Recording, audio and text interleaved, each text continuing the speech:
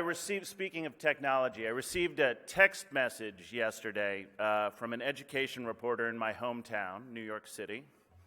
New York City. People, wow. Second day of the conference. And the reporter was writing to ask me for a comment on a new family engagement strategy being promoted by one of the charter school networks in our city, who had taken to the practice of sending report cards home to parents. And I texted back WTBD, which means, what's the big deal? My daughter tells me. And that seemed like basic common sense, and most schools or school districts I know of do that. And the reporter texted back to me and clarified, no, they send home parent report cards to tell parents how they are doing at the parenting of their child. And then she sent a wide-eyed emoji face. Good morning. My name is Rich Berlin, and I'm the founding member of the NSLA board, and I'm the executive director of an organization called DREAM, some of you may know of as Harlem RBI in New York City. We started as a Little League baseball program and became a summer learning program, and today we do summer learning and after school and charter schools for about 2,500 children in East Harlem, New York, the South Bronx, and now Newark, New Jersey. It's great to be here today. I am also the father of 2 young children, and one of the things that I find myself saying a lot these days is that if you do not have anything nice to say nothing at all. That's what my father used to tell me. So I wrote back to the reporter and told her I had no comment, and I'll resist comment on it formally today, and hope we can pivot to what I would consider a more constructive and inspiring conversation about what it means to engage families who entrust us with their most precious thing in the world every day, their children. At DREAM, that with, not to or for, is central to our view of how we engage families. It's a shared responsibility that starts with a basic assumption that every parent or caregiver knows their child best and is their child's best advocate, and that we, as providers, organizations, have little chance of unlocking any child's potential without the deep and continued involvement of their families. And it's collaborative work, which means we've got to have the humility to understand it requires a significant amount of cultural competency and a deep understanding of the places and the spaces where we do our work. And of course, it's work that is built on the power of relationships, and relationships take time. So in the case of programs that primarily, or in many cases of people in this room, only engage families and kids during the summer, we've got a real challenge as providers and as parents ourselves to remain committed to this important work and do it with integrity and do it well. So the good news is today we're going to figure all of it out. The outstanding people you're about to hear from are going to share some of the very best strategies and insights to offer all of you guys powerful options for your work with families, with parents, with caregivers. And I think it's a chance to explore together what it looks like when families are respected, when families are empowered, or even better, when families are offered the opportunity or take the opportunity to lead in their child's growth and their child's development within our programs, within our organizations and communities. Like you, summer learning knows that families have the power to be true learning heroes during the summer and throughout the year, and we're building out our own family outreach work, and we really want to hear from you about ways we can support your programs in this area. So we're particularly excited to have launched this particular piece of the program today. So let's get this conversation started, because I never, ever, ever want to receive a text from a reporter about one of you or your programs. And I'm pleased to introduce you to our first presenter, David Park. He is the Executive Vice President of Strategy and Communications at Learning Heroes. Learning Heroes is a national organization completely dedicated to helping parents take an active role in their child's education and provides, it says here, a plethora of tools, research, and resources to help parents in their learning journey. Welcome, David, to the stage.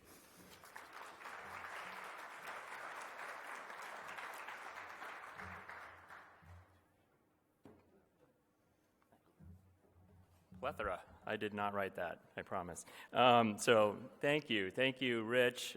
Thank you, Matthew, Laura, Monica, the entire team at NSLA. We are so excited about our partnership with NSLA. We did a lot in 2017. We're planning on bigger and better things in 2018, and it's just incredible to be here with all of you today. Before I get started, I'm going to tell you something that I have told very few people in my entire life, and that is that I'm not very good at math.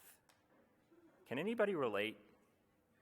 Oh, thank goodness. Now I feel a little bit better. Now I realize that in the category of scandalous secrets, that probably doesn't rank very high, but still it's embarrassing to admit in front of 400 people and all of you out there on Facebook, because I always considered myself a fairly good student, but I struggled in math, and it was a real struggle for me. And so the reason that I share that story, and I'm actually going to tell you a little bit more about it, is when I was in 8th grade, so taking you back pretty far, living with my mother in California. My parents were divorced, and I was visiting my father, who happened to be a mathematician, one summer, and my dad decided he wanted to give me a series of problems just to see how well I was doing, and some very basic math problems that he gave me. And as he watched me and observed me as I was doing these math problems, he realized, and he said to me, he goes, "David, you have lacked some basic skills that are really going to prohibit you from getting ahead in math." And that rang true to me because I always felt behind in math class, whereas all the other classes in 8th grade, I felt like I was really doing well. I went to math class, and it was just like they were speaking a different language. And so finally, I got to the point where I kind of gave up. I really didn't try very hard because I felt like I was that far behind and I could never get ahead. So no wonder the one clear memory that I have from 8th grade math class is my math teacher, Mr. Thornburg, saying, "Park it, park," as I walked around the classroom socializing. So anyway, let me get to the actual presentation here, if I can. So I want, and I'll come back to this story a little bit later because I think it touches on some important themes that we'd like to talk about today. But first I wanted to give you a little bit of information about Learning Heroes. So our mission at Learning Heroes is to inspire and equip parents to better support their child's academic and developmental success. And we believe the very most important thing that we can do before we do any communications and outreach or initiatives to parents is actually to listen to them. And I know that sounds really basic, but a lot of organizations and a lot of people out there really aren't taking the time that's needed to listen to parents and guardians and family members and people who are caring adults who have responsibility over their child's academic and developmental success. So at Learning Heroes, we have done a ton of research. We have done 70 qualitative interviews, so focus groups in states across the country, and we're doing even more. We've done 8 quantitative surveys, including one that I'm going to talk to you about in just a little bit called Parents 2017. We've done ethnography sessions with parents and families. We've done live tests of our tools. And this is all because we want to understand parents' hopes and dreams. We want to understand what they are concerned about when it comes to raising their children, what they fear, what they know and what they don't know, what they want to know, because that will empower us to be able to communicate more directly and more effectively with kids. So again, I'm going to start by telling you some of the findings from this research that we've had, and specifically from our Parents 2017 research, which you can find on bealearninghero.org.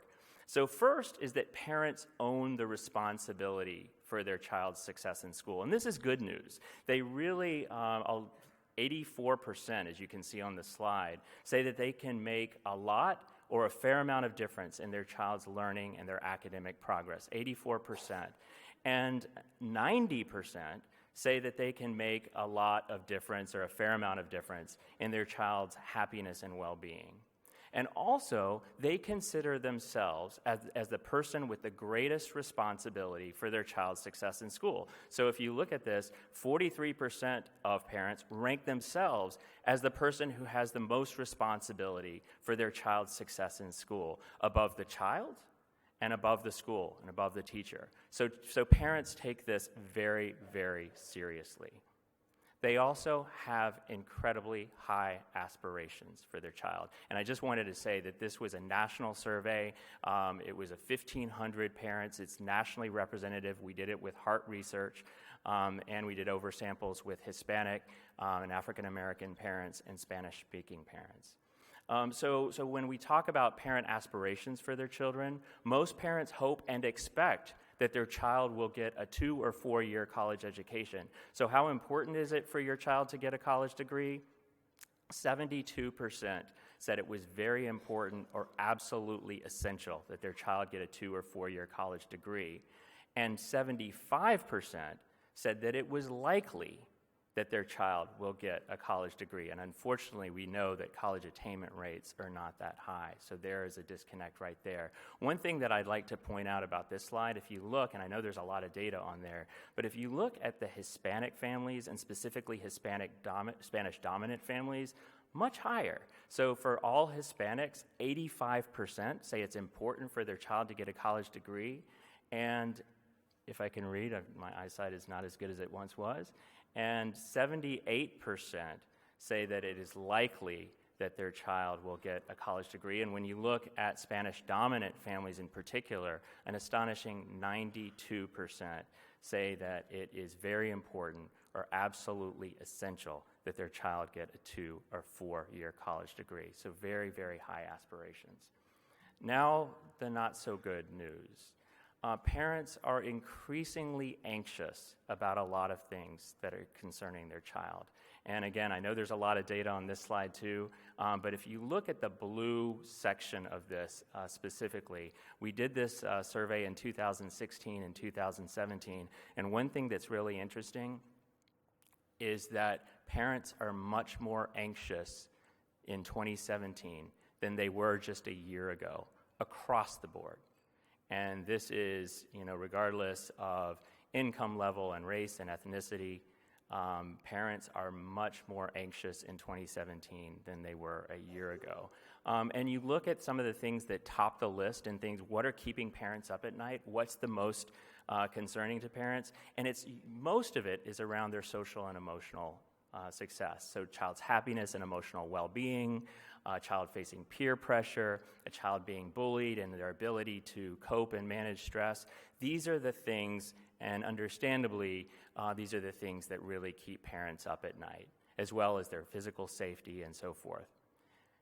Now, if you look at the rest of the list, and this is a continuation of the list, so this is the second part of it, the academics are not top of mind for parents. So it's not necessarily that parents aren't concerned about their child's academics, it's just that they're not as concerned as they are some of the social and emotional things. So you look at a child gaining the knowledge and skills needed for college, or a child being on track with academics, or the impact of standardized testing, or my ability to support my child's homework. All of those things parents are concerned about, but overall they think their academics are okay.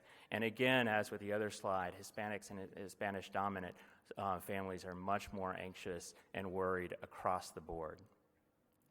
Now, one thing that's interesting is that as children get older, the academics come into play. So if you look at this slide, for parents of children in kindergarten through 2nd grade, 69% say it's very important that their child goes to a 2- or 4-year college and gets a degree, and 67% say that they're very confident that that child will be prepared for entrance and success into college.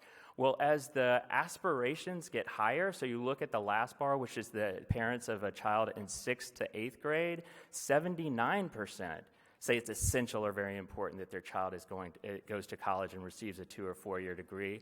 But there's a big confidence gap there, because only 54% say that they're extremely or very confident that their child will be prepared for entrance and success in college. So that's a 25% confidence gap.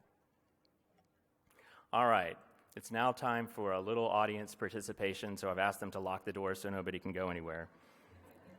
So if you take out your apps, and I know that you did this yesterday, we're going to do a quick poll. We're going to actually do 2 poll questions, and these are the same questions that we asked in the national poll that I was just talking about in Parents 2017.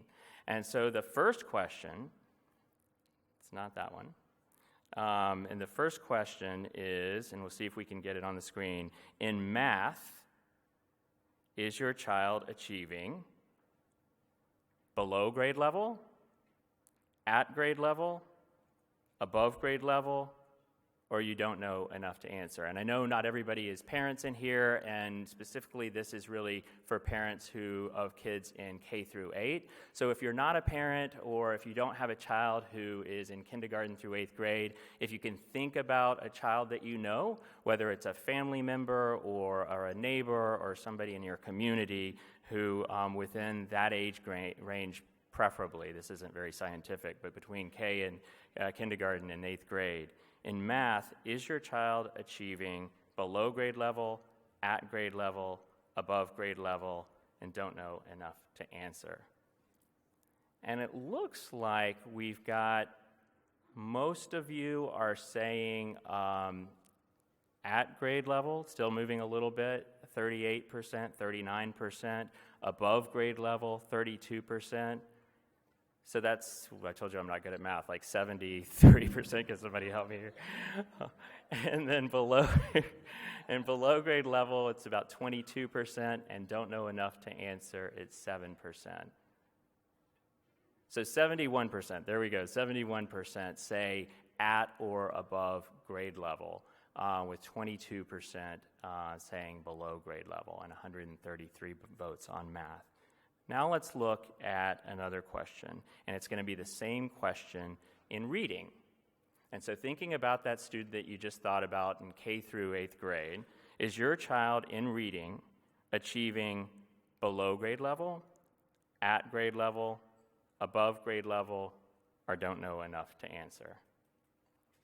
So far we've got, wow, that's moving up quickly, 102 votes. See if we can get it any higher, 112. Oh, this is pretty cool. I love this. 122. All right, so again, so right now it's at 75% of you saying, and going up a little bit, saying in reading your child is achieving at or above grade level. 20% saying below grade level, and 5% saying you don't have enough information to answer. And so now let me give you, I'm going to go back to the presentation if I can. Whoops, go back one. And let me give you a little bit of information about what parents nationwide said to this question. And so this is higher than you guys responded in terms of at or above grade level. And this is something that, has received a ton of attention. We've gotten a lot of media attention, and a lot of people in education circles are talking about this data, that 9 in 10 parents, 9 in 10, think that their children are achieving at or above grade level in math and reading.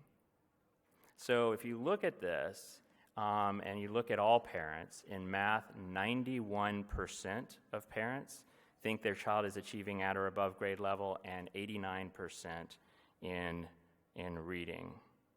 And so that's 9 in 10 parents across race, income level, education level, think their child is performing at or above grade level. And so obviously this is a pretty sobering statistic because the nation's report card, when we look at NAEP scores, tells us that only 40% of 4th graders were proficient in math and 36% in reading.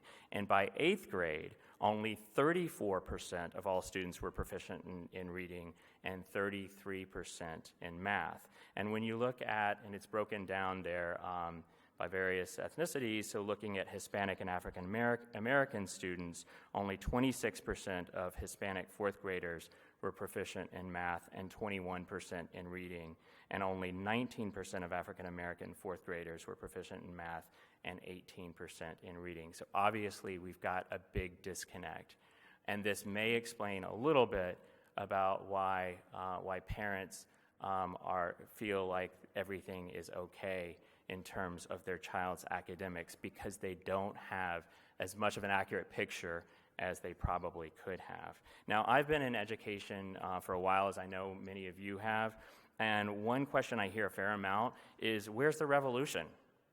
Why aren't people marching in the streets? Why aren't people really upset about this? And maybe part of the reason that people aren't so upset about this is that they don't really have an accurate picture of how well their child is doing and where they need additional support. They basically think everything is okay. And this also begs the question, why? Why don't parents have an accurate picture? And we'll do more research in 2018 to try and unpack that, and we're really excited about digging into that a little bit. But what we do know is that parents primarily use report cards, and I'm sure many of you who are parents can relate to that. You look at your child's report cards to gauge their progress, but that's one measure, and there are many other measures of a child's success in school, and anything from, and we always tell parents to make sure you compare your report card with your state test score reports and talk to your teacher about it. As you all know, it's really important to have that ongoing dialogue with your teacher, to rely on your own observation of your child, and to pay attention to the school report card. Also to make sure that the school is meeting the specific and unique needs of your child. And we believe another reason why parents don't always have an accurate picture of how well their child is doing is that the language we use when communicating with parents is so darn confusing. So we speak to parents like we speak to educators, and we have so much edu-jargon. When you get a communication from a district or a school, there's so many words and phrases that really don't make sense. I spent time, probably about 20 minutes, with a report card the other day, and I couldn't understand whether it was a good report card or a bad report card. Some of the language that we use is really confusing to parents, and we learned this through a lot of the focus group research that we talked about. So in our focus group testing with parents, they were very confused by a lot of the information that was coming from their district and their school. And for example, some parents thought that school growth, which we'll see here, was increased budget. But when we changed that term to school progress, it all made sense. Proficiency was also confusing. Is that good? It seems like just knowing enough to get by. So is it good that my child is proficient? And parents thought that student growth had to do with the number of students in a school, whereas student progress, they understood. So there are really some simple changes in language that we can make that can help parents have more of an accurate picture of how well their child is doing. And then also on the social emotional side, and I know a lot of you have done work in social emotional and cognitive issues, and words like, we hear things like self-regulation and grit, growth mindsets. All of those are confusing terms to parents and have different meanings from what we mean them to be. And then also, one of the interesting things that came out of our most recent research was the term curiosity, which I thought it was a really positive term for parents. But some parents told us that, it depends on what they're curious about. It depends on what my child is curious about, because curiosity doesn't necessarily, in parents' minds, mean it's positive. So I wanted to talk about just a little bit of the breakthroughs that we've had in terms of our communications to parents based on all of this research. It's important to treat parents as the customer. Just always think of parents as the end user, as the person that you're communicating to. Make it personal and emotional. Parents are interested in their own child. They're less interested in all children or the nation's children, but they're most interested in their own child. Less is more. I know sometimes we always like to put tons and tons of information and communications to parents, but parents don't have time. A lot of you can relate to that. Parents don't have a lot of time to go through a lot of information. So keep it short and simple, and always provide doable action steps for parents. Make it as simple as possible and give them something to do. And also provide context. The context really matters, but you don't have to go into a lot of detail. Just a little context goes a long way. And finally, and most important, make sure it's accessible. So use words and phrases that parents understand, and make sure that your communications are at least in English and Spanish, and preferably other languages as well, so it's as accessible as it can be for parents. This is an example here on the screen of something that we did and we're really proud of with NSLA and National PTA last year.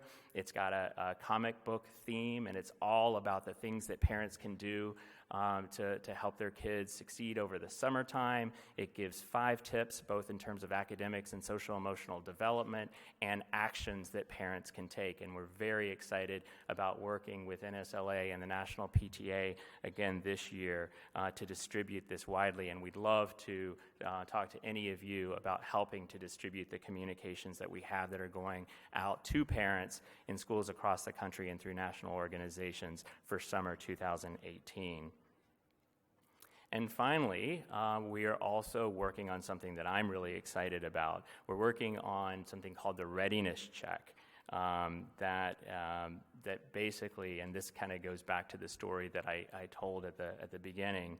How nice would it be to have a tool that helps parents understand whether their child has the key foundational skills in reading and math needed to succeed in the next grade. So we're in the process of developing this tool. It's called the Readiness Check, and it's a mobile-friendly tool that asks parents highly predictive questions in reading and math and provides guidance on specific resources based on their child's results. And that is something that we're going to release along with the Summer Stride communication that I just talked about in time for summer 2018.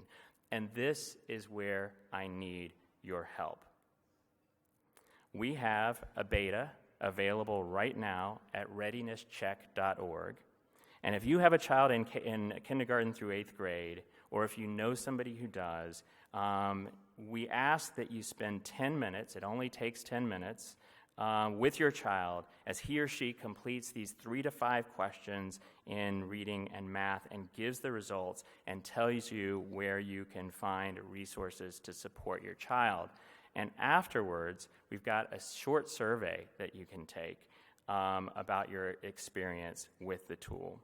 Now, this is something that we're only doing for participants right here at the NSLA conference, but 2 of you who take this readiness test with your child and have your child answer these questions in reading and math, and then completes the survey that's attached to it, will receive a $100 Amazon gift card.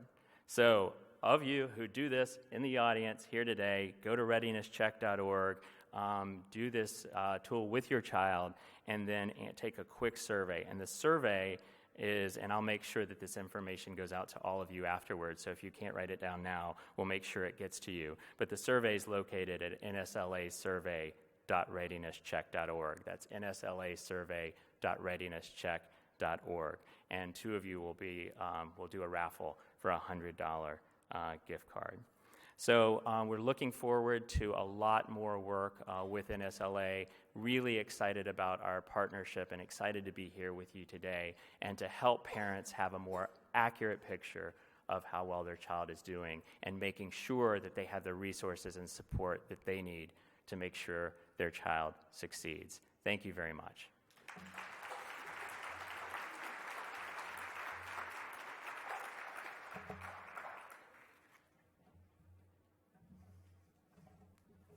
Thanks so much, David.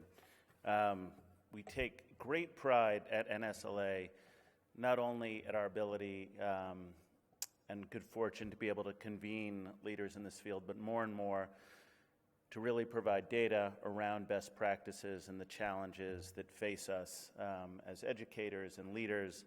And the mix on this panel today really gets at that, not only from what David shared, but what we're going to get next. Before we do, go back to your app, if you would. I'm going to go back to my app. This one I know how to do. We had a training for board members. There's a question that should pop up. What is your most significant challenge? Is that right, Monica? We want that one. What is your most significant challenge regarding parent engagement in the summer? I'm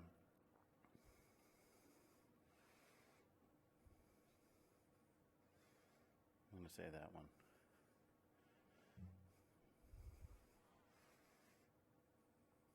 Look at that. Here come a few more numbers. Are we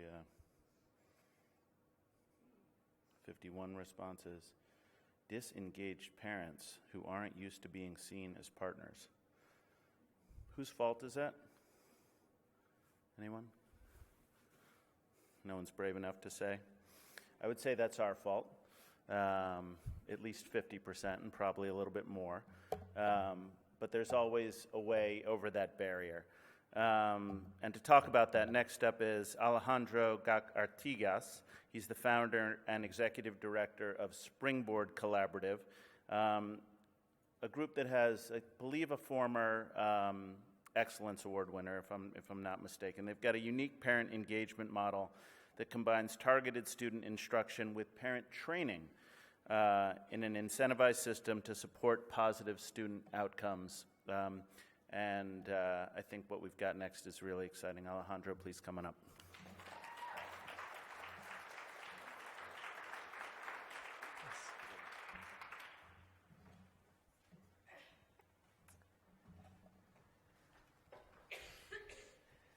Good morning, everybody.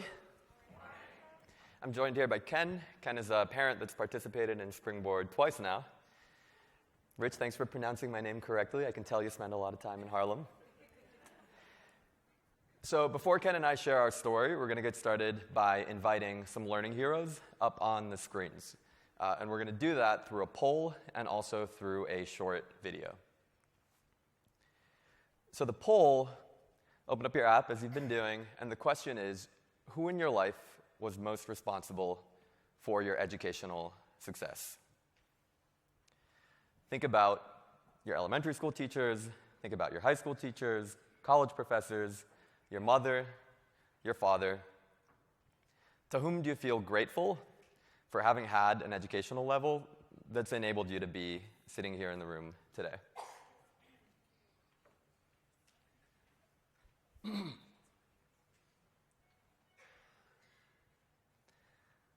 The record so far is 124 votes. Let's see if we can make that happen.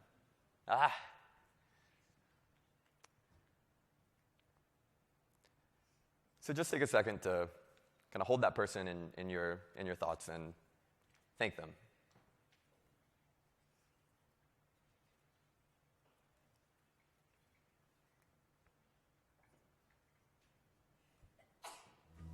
When we come in from the program, first thing you want to do is read.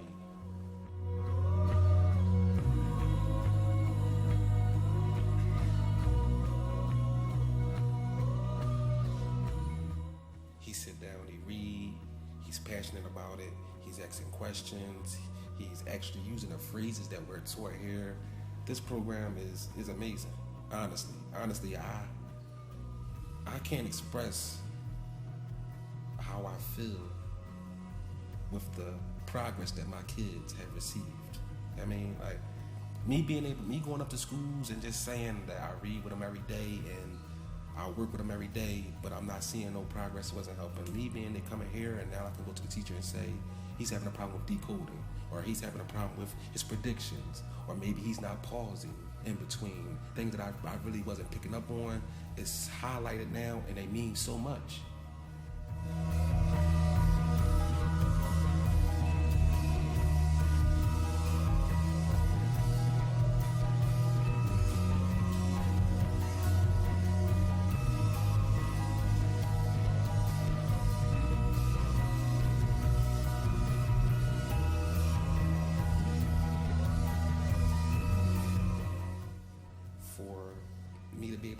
Is like incredible, and it's wonderful.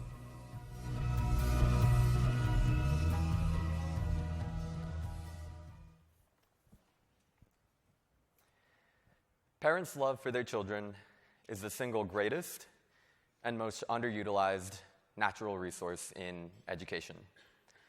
I see that in my work every day, but I learned it first as a son. My dad is a playwright. He was taken as a political prisoner in the 70s, in his native Chile. His crime? Writing and directing Libertad, Libertad, a play in protest of Pinochet's dictatorship. It went over about as well as you'd expect it to. After years of torture, he made it out, he made it out alive. He was luckier than many. Even luckier, he met my mom while living in exile in Paris.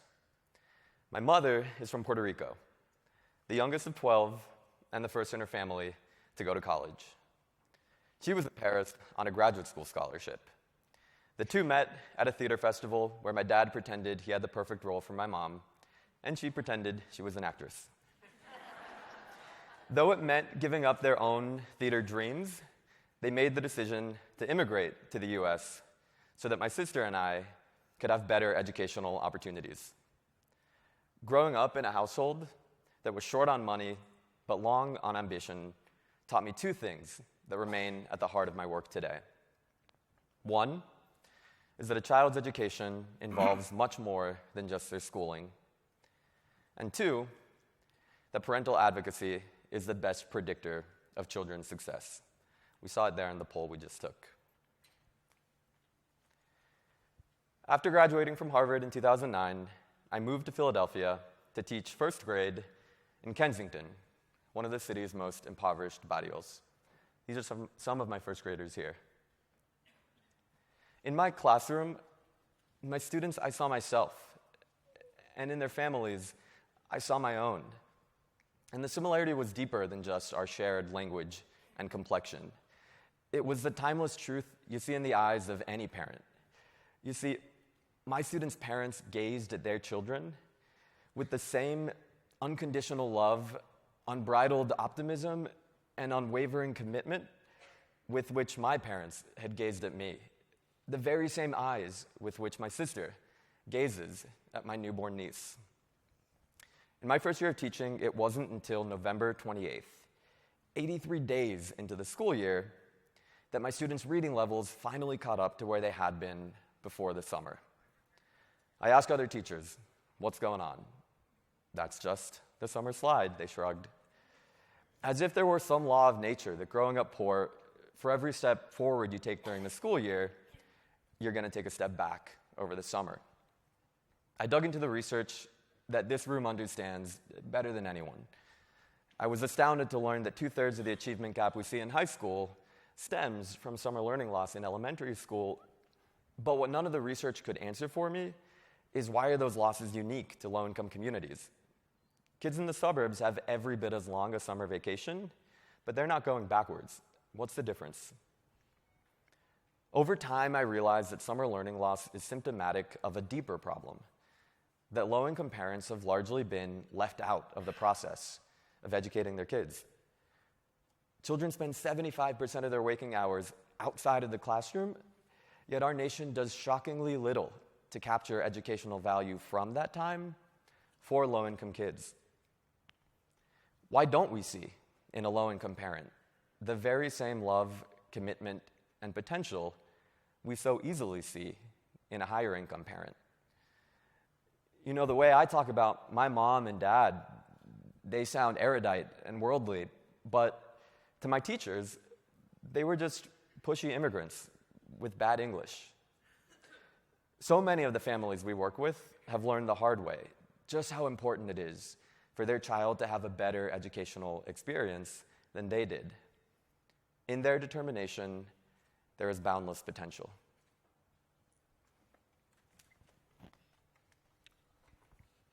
When I was growing up, my parents subscribed to the go read a book philosophy. If they were idle hands or the look of boredom, we were told to go read a book. Some of you may have grown up with that type of household, and it worked for me. The only kink in the kink in the philosophy is that we didn't have a great many books in the home. We had the King James Bible and a set of old encyclopedias. So when I discovered the library, a whole new world was open to me. I stuffed as many books as I could get into my book bag and walked home, and I was just in heaven. So before I actually traveled the world in actuality, I traveled the whole world through books and the library. It was on one of those trips in the colder winter or the hotter summer, home from the library, that I set my mind, as many children do, and I said to myself, when I become a parent, I'm going to fill my home with books so that my children wouldn't have to, trudge, through the snow and the summer heat to read. And when I did that, because when you look back, these are where these ideas are formed. So fast forward to when I became a parent, I filled my home with books. I thought that's how I would create a reader. Unfortunately, and history has told me that that's not how you create a reader. It's not what you provide them, it's what you do with them and for them. So fast forward when my wife and I had our first child, I filled the home with books, but it didn't necessarily work. We didn't necessarily produce a reader. With my second child, I had that experience as a first child. And first time parents, we know everything. We're trying out all these theories, right? But actuality will slap a theory every day, right? So with my second child, we put the work in. So, I got different copies of every book, or two versions of every book, and we'd read together, but we'd read independently. So when I came home from work, my daughter, my daughter would say, "What chapter are you on, Daddy?" And I'd say, "I'm on chapter 12." She said, "I'm on chapter 14. Hurry up, let's get it going." So we created that type of thing. So and as a grown man, I can tell you that I know far too much about all of the tween books, the Mockingjay, Katniss Everdeen. I know far too much. But I produced a reader and the love of reading. And this is a slide. I'm not sure if it's up, but this is a picture of my daughter. She always has her head in a book, and it's a great thing. So when I had my third child, my wife and I, we couldn't leave it up to theory. We couldn't leave it up to chance. I know that my son, West Philadelphia, born and raised, has a different set of circumstances, and that I couldn't leave it up to chance to produce a reader. The earlier he could begin his love affair with reading, the better off he would be. So when his kindergarten teacher suggested Springboard, not because he was at a deficit, but she spoke of the summer slide. And we knew he was on the right track, but we couldn't take the risk of him falling behind. So when we were introduced with the opportunity to join Springboard, we jumped at the opportunity.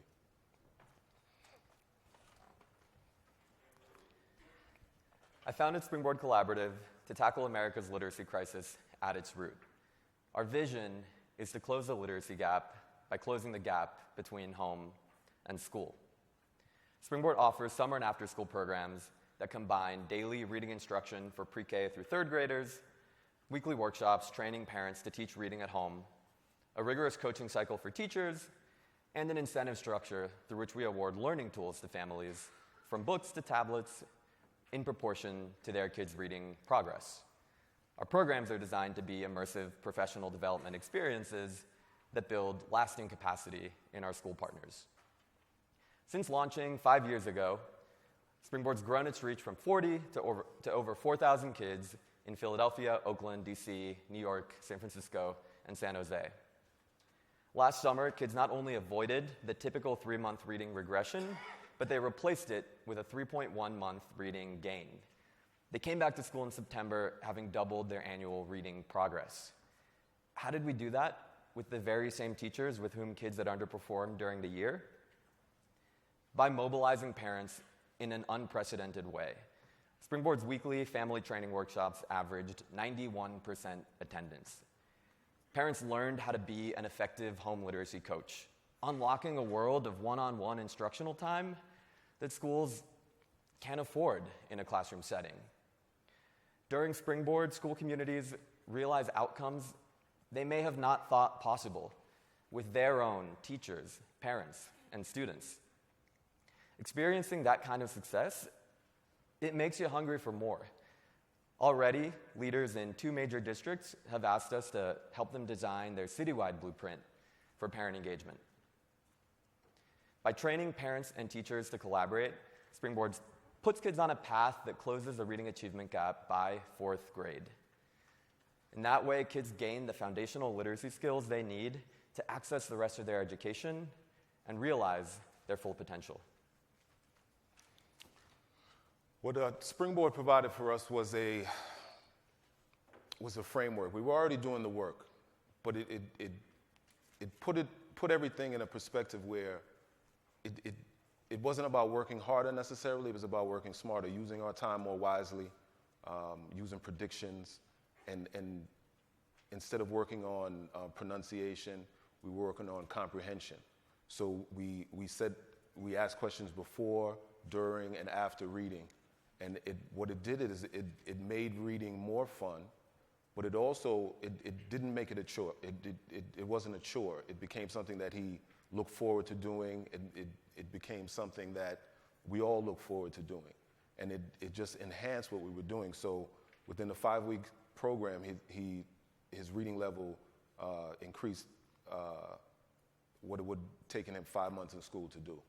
And we committed as a family to partner and to collaborate with Springboard, and it just made Marcus a better rounded individual. And it's one of those things that, there's guidelines and goals. So we set a goal. We wanted to improve by X amount. So when your child is reading, it's a special thing because, again, I love books. I always have. But when you see a child become a reader, when you see a child love reading and look forward to reading, and so I still utilize the go read a book philosophy. I do believe in it, but I don't have to do it as much because he always has a book in his hand because it's like a love affair, and it's just one of those things. So, and it's also the conversation. We're talking about what he's reading or what he wants to read. It's not a go read a book. It's what are you reading now? What are you going to read next? And we have a great many books that we're reading right now. He's in his Captain Underpants phase. But we also read, the longer books. We're reading the Voyage of Ulysses, as well as, don't tell anybody, but we're reading the Black Panther comic books because he loved, it's above his reading level, but as parents, we want our children to strive. Right? We don't want, if it's easy to reach, it might not be the thing to reach for. So he's reaching well above his reading level, but it all started with that love affair with Springboard and those things that we learned. So I guess that's pretty much it from me.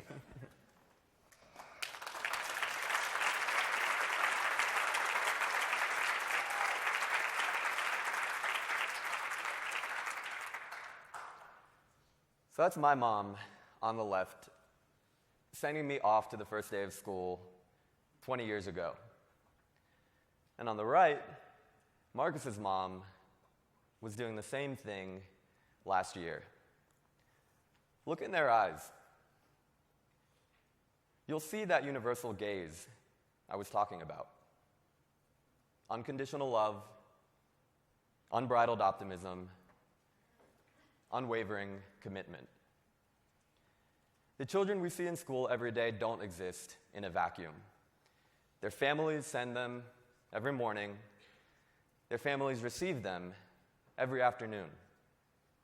These are the people that know their children best, that love them for a lifetime, and that have the most at stake.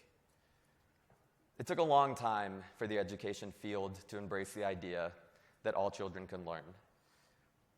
It is Springboard's ambition and our charge to prove that all parents can teach. Thank you so much.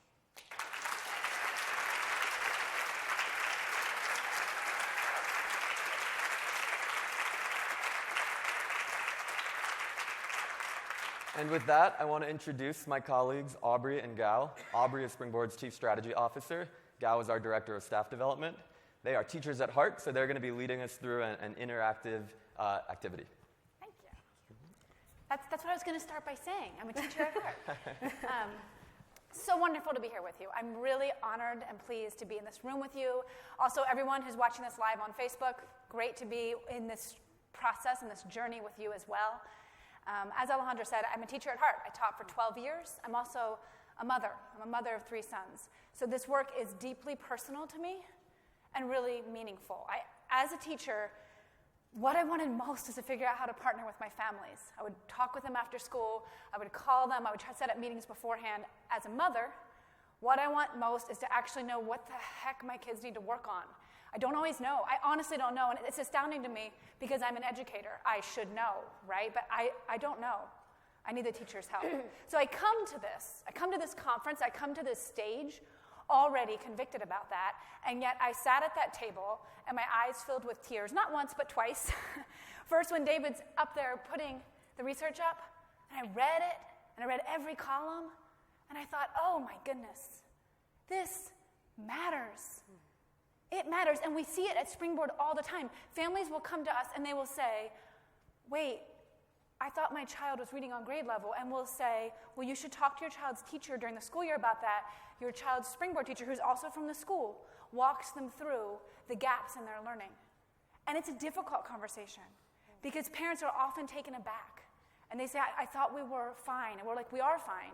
We're fine because we're sitting here right now, and we're working on this together. So at this moment in this plenary, I'm ready to take some action. I'm ready to go back and say, let's keep doing this work. Let's take this work seriously. And at Springboard Collaborative, we believe the best action is collaboration. Teachers and families who are truly collaborating, who are forming true academic partnerships to help that child move forward in whatever it is they're learning. And you'll see later, I'm going to talk about flute and soccer because I think that's learning that is vital for child flourishing as well. Academic partnerships, however, are based on trusting relationships. There's a wealth of research about this. If it's something you want to get into, come talk to myself or Gal afterwards. We have a lot of stuff we can share with you. If you want to have an academic partnership, a learning partnership with a family, you have to have a trusting relationship first. If you want to have a trusting relationship with a family, then what you're going to have first is a relationship. A lot of times, we don't know how to begin doing that. We don't always have the luxury. At Springboard Collaborative, we're very fortunate to start our summer program with home visits that are relationship-building home visits, and that's how we're able to jumpstart that process. But we all know that that is not always the case. Not for all of our programs, not for me. As a teacher, I can't always have a home visit. If I've got 30 kids in my room, that may not work. I have to build that relationship in increments. I'm building that relationship at drop-off. I'm building that relationship at pickup. I'm building it sentence by sentence. And so if we want to be good at this, we have to think about it. It's just like planning anything. I know all of us in this room are already thinking now about next summer. I know we are. We're thinking about what our units are going to be, or we're thinking about the operations and the logistics. Well, in the same way, we have to prepare for relationships with families. This doesn't seem intuitive. We all talk to each other all the time. We've been doing it out there at breakfast, around the little tables. We're meeting each other. Hi, Nicole. Good to see you. We meet each other. We do this. But we forget that as educators, as people in programs, when we're building relationships with families, we've got other kids who are maybe hitting each other behind us, right? And we're responsible for that. We have to break that up. And so if we don't walk into these moments prepared to build relationships, it won't happen. It won't happen. And so what we're going to do now is talk about some surefire ways that you can just have simple questions in your back pocket or a strategy for how you're going to share the next steps for a child with their families. When we put this on the screen, you're going to say, duh. Yeah, I know, duh. But the point is we need to prepare. So application of all of this, application of what David shared, application of wanting to get to the place where our families are saying things like Ken was saying, that application doesn't begin with a conversation with families. That application begins with practice. So, welcome to practice. We're going to apply it right now. We're not waiting. We're not waiting till next summer. We're going to apply this right now. Oh, I never put that up the whole time. It's okay. Here are some pictures of families. Sorry, I forgot to click to the first slide. Pause for a moment. It happens. It's real. Now. Have them think about a child. Oh, thanks, Gail. Yeah, sure. So in order to do this, in order to apply it, we're going to do some role playing. So I need each of you right now to pause and think about a child towards whom you have some responsibility. This may be your son or daughter. It may be a neighbor. It may be a child from your summer program, just a child who you know a little bit about and who you could maybe imagine being the person who's doing drop-off or pickup for that child. So just pause for a minute, think of a child, and then turn to someone at your table, and you're going to tell them 3 things, because I want you to actually think of a child, or else this doesn't work. Think of their name, tell them their name, tell them their age, so we know it's a real child, and tell them your relationship with that child. So go ahead and do that now. Turn to someone at your table and tell them who you've got in mind. Thank you. I didn't bring my phone up, I just realized. Oh. We can get it. Do you mind if I, yeah. They can hear us. Okay.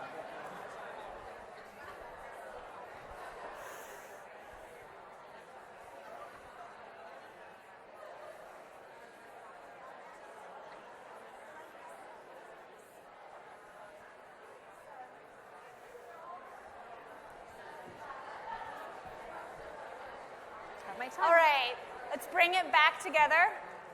Did you hear that? Did you hear that loud roar? That was great. That's exactly what we're looking for. Thank you so much for already joining us in this. And we're going to take you to the next step. Great. So right now, let's think about how we can talk about our families. So at Springboard, we welcome hundreds and thousands of children, right? And as we welcome them, we're also welcoming their parents and families. We're also getting to know who they are, and we're also seizing opportunities to get to know them. So we have the privilege to do this, right, when we're able to do home visits, or when we're leading family workshops, or when we're having parent-teacher conferences. We're able to have these really long, rich conversations with them. Sometimes, I think most times though, we're only really able to have conversations with families for about 2 or 3 minutes during a quick drop-off. Either way, we think that it's really important for us to be prepared with questions, to have questions at the ready, so that when we have a family member or a parent in front of us, we can engage them in these rich conversations. So we want to share with you, I noticed that it's not projected, thank you. We want to share with you some useful questions that caring parents or caring adults are eager to answer about a child that they may have in their care. So I'm going to just run through those questions with you. So what makes you smile when you think of that child that you have in mind? What makes you smile?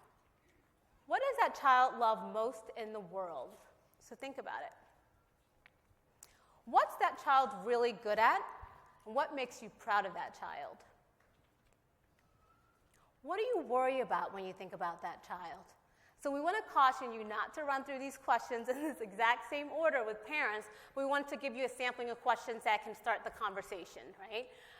So I'm going to practice right now with Aubrey. We're going to pretend that she's a Springboard parent, and she is a parent of 3 sons, and so I'm going to engage her in conversations about Brendan, who is a child in Springboard. And so, I don't know which question she's yeah, going to yeah. pick. This is very authentic. So Aubrey, what makes you smile when you think of Brendan? I think I smile most when I think of him when he's cooking. I don't know if you know this about him, because you can't cook at school, but Brendan wakes up really early in the morning, and he goes downstairs, and he makes breakfast for us. And it might be oatmeal or eggs. It's a really odd thing. He does it by himself. We'll do it like at 6 in the morning, but he really loves to cook, and that makes me smile. Is that the thing he loves most in the world? I think he loves soccer most in the world, and that's important to know. Yeah, I think he cares most about soccer. Maybe he's like worried about soccer more than anything else. Cooking is free. I think he thinks he can't mess that up. So what do you worry about when you think about Brendan? Like, what's most on your mind when you think about Emotional regulation. You've probably already seen that in him. He feels everything on a 10, and so he'll feel joy on a 10, but he'll also like be really anxious or angry at a 10. And I just really worry about him. I'm worried that like someday he's going to just get himself suspended, or he's going to get himself in trouble. And I worry about that a lot. Thank you. So did you see how much we learned about Brendan in just that quick exchange? I learned many new facts about Brendan, so thanks for sharing. So it's your turn. We're going to have you do the same thing. The child that you have pictured in your mind, what we want you to do is hold on to that name, and I want you to think of some questions. We're going to project the questions. And we want you to actually practice with a partner right next to you, asking and answering these questions about the child. So you can go through the list, or you can just select some questions from this list here, or think of your own. We're going to give you 3 minutes to do this. I actually have my clock with me. I'm going to put 3 minutes on the clock. You're going to, again, turn to the partner right next to you and talk about this child. To bring us back together, what I'm going to do is give you a quiet signal. The quiet signal is going to be a raised hand. So when you see me raise my hand, I'm going to ask that you come back together. So let's do that now. We're going to put 3 minutes on the clock.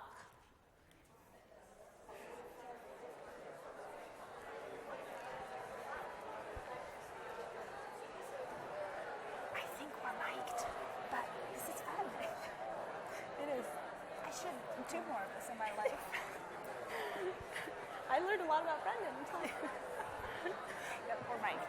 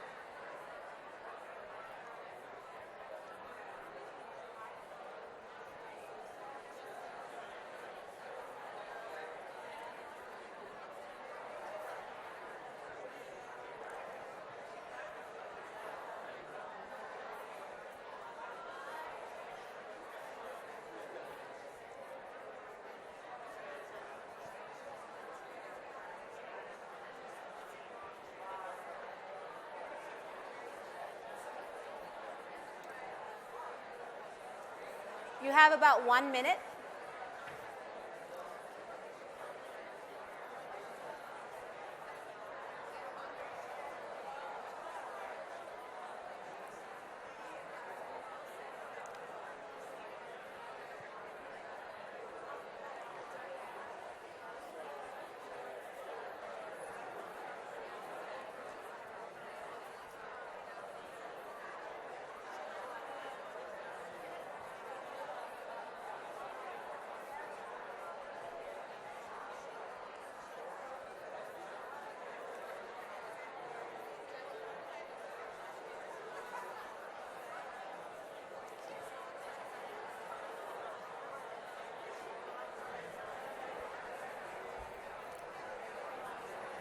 So now we're running.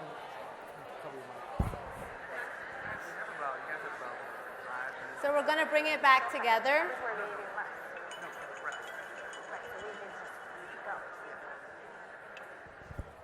Thank you. Thanks for helping us bring that back together pretty quickly. With a show of hands, how many of you learned something new about your partner's child? Or just about any children, right? This is wonderful. Adults in a child's community, they carry a lot of information about that child. There's a great wealth of information that they're carrying. And I hope that you saw it as an honor to learn about the child today. And it's really an honor when we sit with a parent or we stand with a parent and we're listening and learning about their child.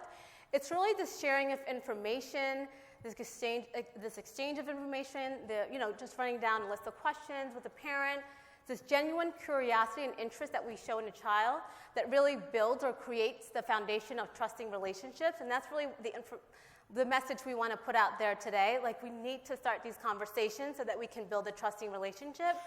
Of course, relationships don't start with just asking them a list of questions that you saw projected. We need to maintain ongoing communication and the ongoing conversations by conversing with our families. We're going to share with you today a structure to have ongoing conversations with our families that are really intentional, really proactive, really positive, and it only takes about 1 to 2 minutes to do. So Aubrey's going to talk about that. Thanks, Gail. Mm-hmm. And we're going to go through this relatively quickly. We want to make sure that we wrap up this plenary session on time, so forgive me as I walk through it. I hope it's still really useful for you. First, name a strength of the child. We always want to build off children's strengths. The first thing you say to a parent after you haven't talked to them in a week, we don't want that to be negative. So we're starting with strengths of a child. Next, explain why that strength is important. There are so many things that are implicit for us that we need to make explicit for families. So like we don't always know, I don't know as a parent why something may be important. Third, build on that strength to tell what's next, what learning is next for the child. This is a really simple format, and we practice this with teachers during the school year and during the summer. And when teachers actually frame their conversations with families in this way, they say, oh, I can pick up the phone and make a 2-minute phone call. This is a 2-minute phone call I could make. It's a voicemail. I can think about this way and leave that voicemail. Wonderful, positive touch that still has that academic partnering as a part of it. You're still like moving towards what the next learning is. I'll show you how this works, just so you can kind of get a feel for it. So you already heard a little bit about Brendan. I was surprised when Gal said, oh, is that what he loves? And I had to be, no, actually soccer. So there's Brendan. The picture's a little dark. I'm a terrible picture-taking mom. I always forget. So if his coach is talking to me, and his coach has talked to me, I want him to give me a strength. I want to know what's going on. I want to feel good things, but I also want to know what's next. Here's how this plays out for soccer. Coach can tell me he's really dribbling well. He is. He's dribbling much better. I noticed that in the games. Okay, why is that important? Oh, it's important because now he doesn't need to spend as much time thinking about dribbling, and now he can think about passing. We cannot win a soccer game without passing. So if the coach says to me, hey, your kid's doing great, he's doing much better at dribbling, that's important because now he doesn't have to think about dribbling, he can think about passing. When you're practicing at home, could you have him dribble and look up and pass over to his brother? Could you guys do that instead of just having him practice dribbling? Done. If you know how short that was? We're low on time, I'm very aware, and that was like quick. I could do that quickly. So in a real setting where there's short time, we can do that. Another example, totally different, because some of you are sitting out here going, I don't teach reading and we don't do soccer. Totally different example. Brendan plays flute. I don't ever interact with this flute teacher. Here's how this works. Brendan's playing all the notes correctly in serenade. Great, that's about as far as I can get. He knows the notes. She says, that's great, because now he needs to work on making it sound melodic. I drew the phrase lines in. When he practices, make sure he doesn't take a breath during any of those phrase lines. That's parent language. I can understand that. I don't really know what phrasing is, but I can understand that. You can see how this framework works. It's really simple. It's really affirming as a parent. It's a 90-second conversation. That's the basic structure. Yeah, so we may not have time to practice this, but we do want you to think about something that you are directly teaching or indirectly teaching. It could be teaching kids how to read. It could be STEAM concept or concepts. It could be a skill like team building, right? Or it could be a habit. It could be virtually anything. And what I want you to do is name a strength, right, around that skill or that activity. Oh, thank you. Name a skill and point out what that strength is. Like kind of zoom in on what makes a child strong in that area, in that activity, or in that skill.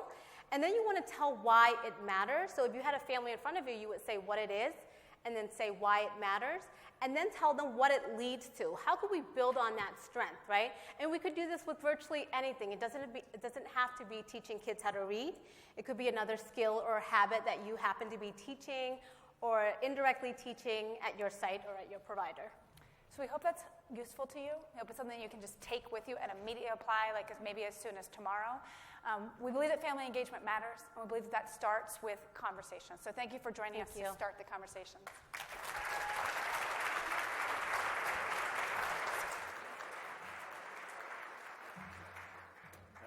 That was spectacular. Thanks, Springboard. It was great for all of us. Next up, we have Prite Washington, who is the Training and Technical Assistant Specialist at the National Center on After School and Summer Enrichment. That's a mouthful, but it's easy because it's also known as NCASE. It's a relatively new entity out of the Federal Office of Child Care, and in partnership with the Education Development Center, it focuses on meeting the child care needs of working parents. A pretty big deal when it comes to parent and family engagement. They've got a particularly new focus on after school and summer. That's good news for us. And you might already know that a major source of public funding for summer learning programs comes from the Federal Child Care Development Block Grant, which provides child care and development funds to support states, territories, and tribes across the U.S. to offset the cost of childcare and families. If there's still a government in the next couple of years, this is going to be a really important piece for our families. Couldn't resist. Please welcome Pritay Washington.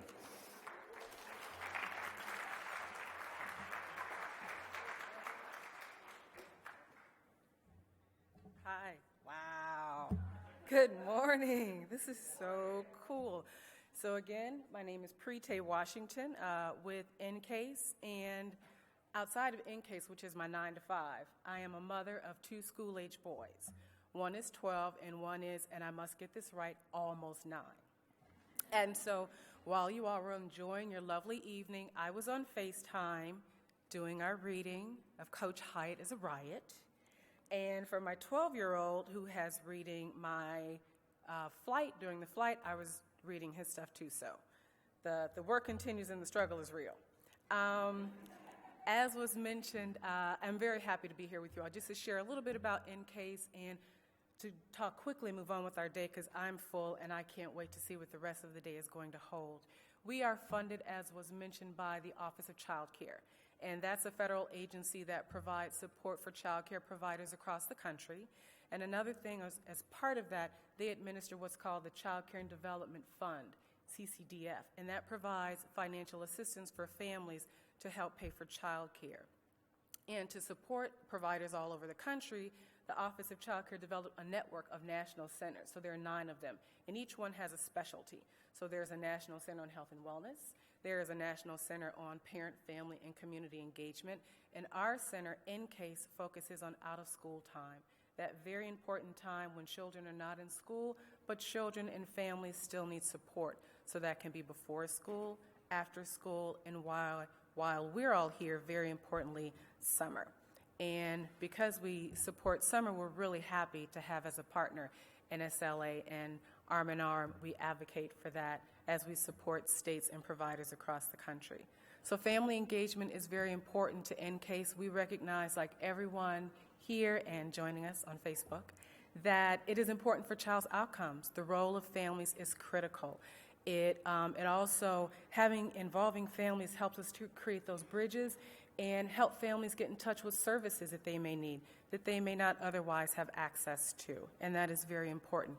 And we also understand that it's just not a nice to have anymore. It's not a fun thing or a great addition to your program. Having your families with you is just as important as your curriculum and everything else that we do. So we're really happy. I'm really happy. I'm not the training and technical assistant. I'm one of a wonderful team of folks who does it, and I'm happy to join you guys. And so afterwards, myself and some of my colleagues from NSLA and NCASE will be facilitating a session where we'll talk more about family engagement. We'll share more information about CCDF and how that might be a resource to help you reach even more families. And there will be dancing because it's summer and it's families, and why would you not? So thanks, everybody. I'm so happy to be here with you, and have a great day.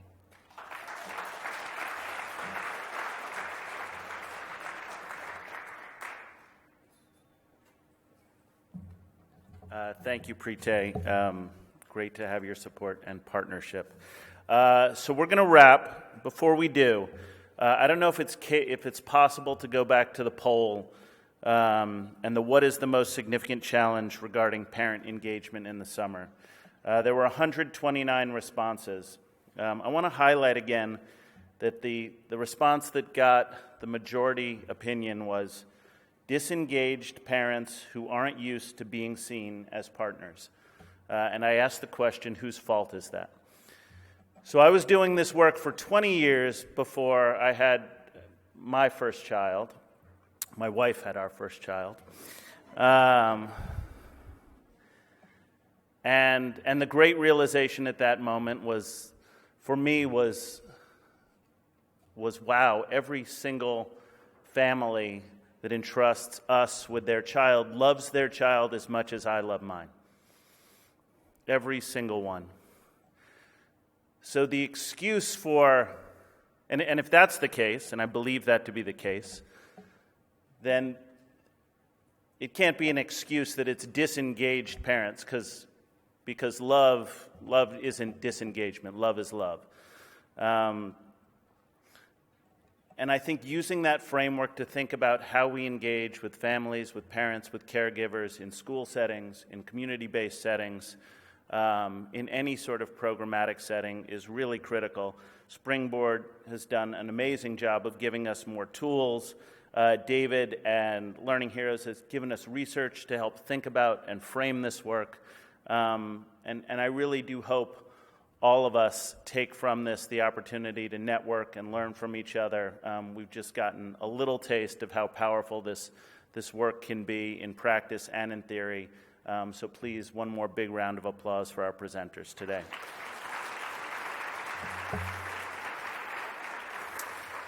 Housekeeping for the day, so you know about it. Let's see. Our keynote speaker, Reggie Love, he used to work for the President of the United States, is here at 3 p.m., really dynamic human being. I hope you will all come join and listen in on that. Be sure to turn in your exhibitor passports to be entered into the grand prize drawing, get this, for complimentary conference registration for the 2008 Summer Learning Conference at the Marriott, Kansas, 2008. I just wish it was 2008. Sorry. For the complimentary conference registration for 2018 for up to 5 nights at the Marriott, Kansas City downtown. There's great fried chicken in Kansas City.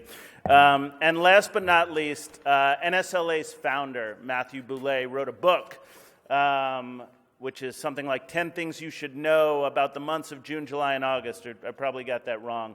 But Matthew is a learning hero. He's actually an American hero and a great founder and the inspiration for us all being here today. I believe he will be out in the lobby throughout the day or lunchtime-ish signing books, and I would urge all of you to go meet him, get a little dose of Matt Boulay inspiration. Otherwise, you guys are all an inspiration. Thanks again to our presenters. Enjoy the rest of the day. We'll see you in Kansas City next year, if not sooner.